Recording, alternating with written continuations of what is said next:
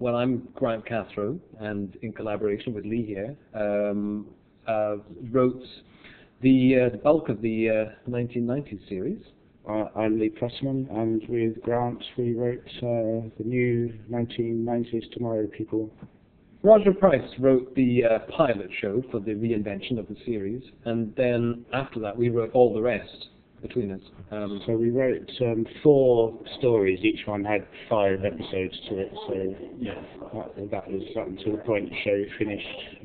He and I started working together as a writing partnership in the 1980s. 1983, I think, was our first collaboration. We'd written separately individually before that, so really from being very young kids we wrote.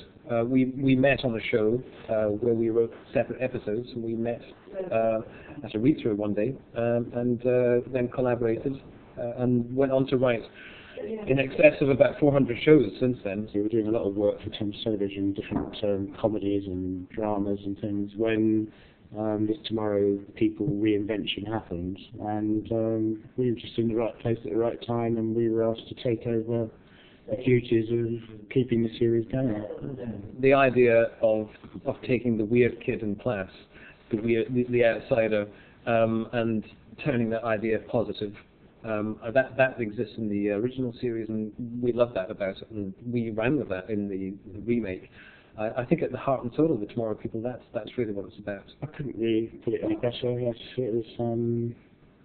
Yes, these kids were, exceptional kids, but on the outside of everything, and they came together and discovered, things about themselves, and I think it's quite aspirational, for the audience watching it, to think they might be able to, develop their talents in some interesting way. I remember writing a line of dialogue that one of the characters says, "I feel like I'm looking at life through a window the whole time." And I remember feeling that when I was young, and for me that was a kind of key to it. That's the honest. I mean, there's always good stuff and bad stuff, but the good stuff is terrific now, actually better than a lot of movies. I think a lot of television work is now better than you find in the movies. Movies have become hectic and scrambling affairs, I think, lost the essence of story somewhere along the line, and I think television's doing that better now. Russell T Davies did a brilliant job of, Doctor Who was a wonderful, enduring idea like the Tomorrow People, and, those ideas don't come along very often, and he's regenerated it, he's brought it up to date, and it's fantastic. And maybe that's what will be happening with the Tomorrow People again.